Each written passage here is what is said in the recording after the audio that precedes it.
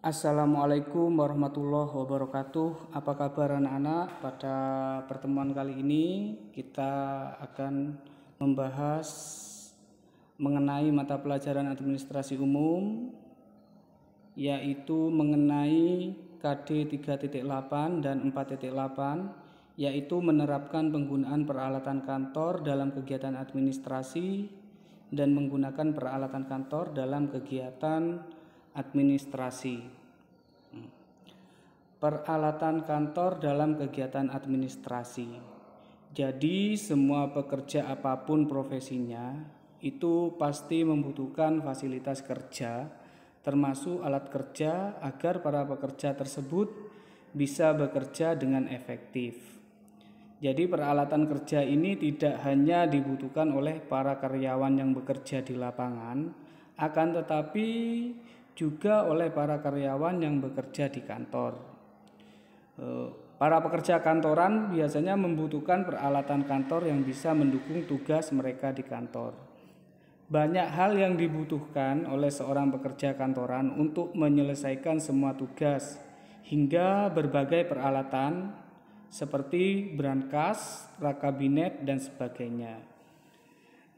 Peralatan kantor ini tidak hanya penting bagi para karyawan, tetapi juga penting bagi perusahaan karena berhubungan langsung dengan keamanan dokumen perusahaan, bisnis, dan legalitas perusahaan. Pengertian peralatan kantor. Jadi perlengkapan kantor itu adalah istilah generik yang mengacu kepada semua perlengkapan yang umumnya digunakan di kantor. Perlengkapan kantor memiliki peranan yang cukup penting bagi pekerja instansi. Perlengkapan kantor yang baik cukup jumlahnya dan beraneka ragam jenisnya.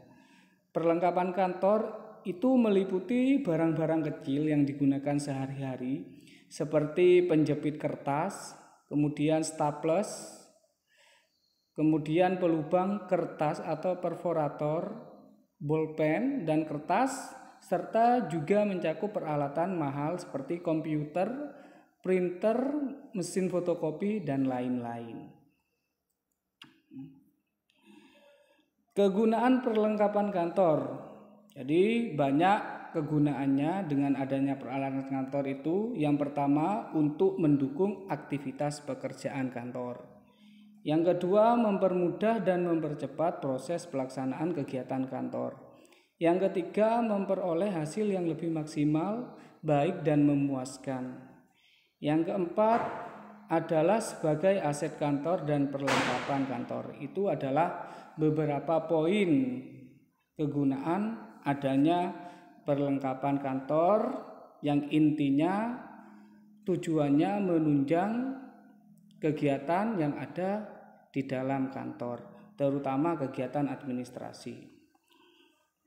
Peralatan kantor sendiri itu banyak macamnya. Setiap perusahaan itu memiliki peralatan menyesuaikan dengan kebutuhan. Di sini saya akan menyebutkan beberapa jenis-jenis peralatan kantor yang pada umumnya dipakai oleh perusahaan. Yang pertama itu adalah filing cabinet. Filing cabinet itu berupa lemari arsip, biasanya terdiri dari beberapa laci antara 1 sampai 6 laci. Tetapi yang paling banyak digunakan itu adalah 4 dan 5 laci. Yang kedua, alat penyimpanan berputar atau rotari adalah semacam filing cabinet, tetapi penyimpanan arsip dilakukan secara berputar. Yang ketiga, lemari arsip untuk menyimpan arsip atau dokumen. Yang keempat, rak arsip. Yang kelima, map arsip. Yang keenam, guide pemisah. Yang ketujuh, ordner. Yang kedelapan, stapler atau staples. Yang kesembilan, perforator. Perforator itu sama seperti pelobang kertas. 10 ada numerator. Kemudian ada kotak box, alat sortir, label, tickler file, kardek kabinet, kemudian rak atau laci kartu, ada mikrofilm, komputer, alat penyimpanan khusus, dan lain-lain. Itu merupakan beberapa jenis-jenis peralatan yang biasanya digunakan oleh para pekerja atau karyawan yang melakukan kegiatan di dalam kantor yang berhubungan dengan kegiatan administrasi. Terus kemudian cara menggunakan peralatan kantor. Jadi banyak peralatan kantor yang digunakan dalam penyelenggaraan kegiatan organisasi. Apabila suatu organisasi tersedia peralatan kantor, maka faktor utama adalah mampu mengoperasikan atau menggunakan peralatan kantor yang tersedia.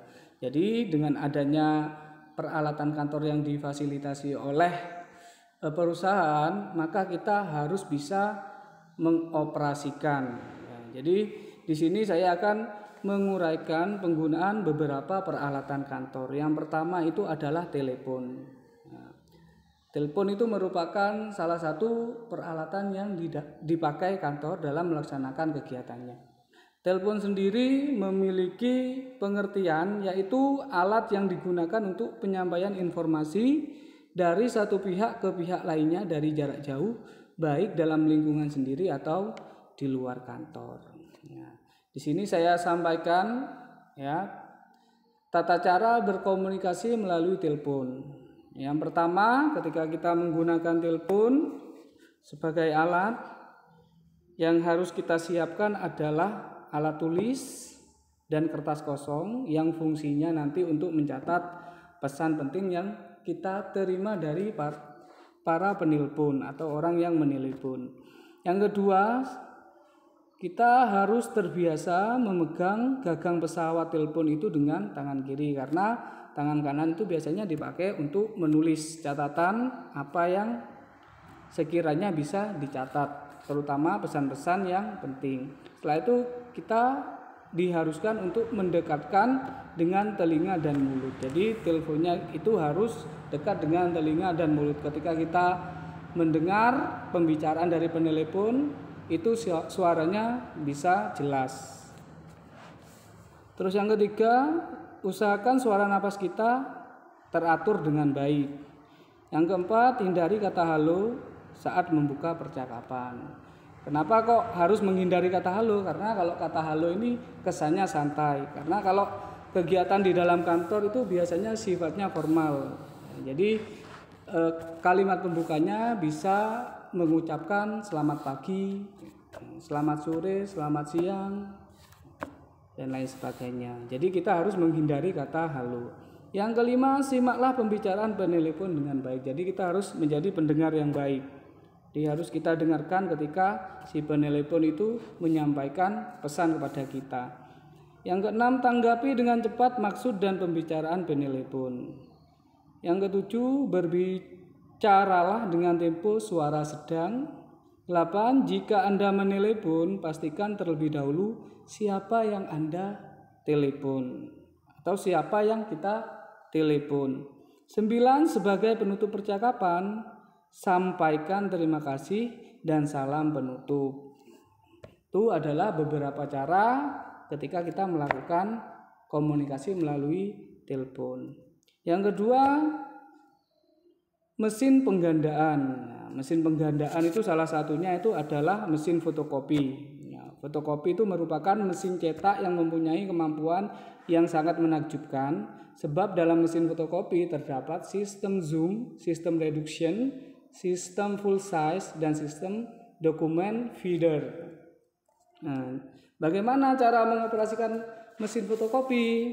Yang pertama, biasanya kita masukkan tinta ke developer unit. Jadi kita memasukkan tinta yang kita butuhkan. Biasanya tinta itu banyak warnanya, ada yang hitam, merah, hijau, kuning, tapi rata-rata kalau fotokopi itu biasanya lebih ke hitam.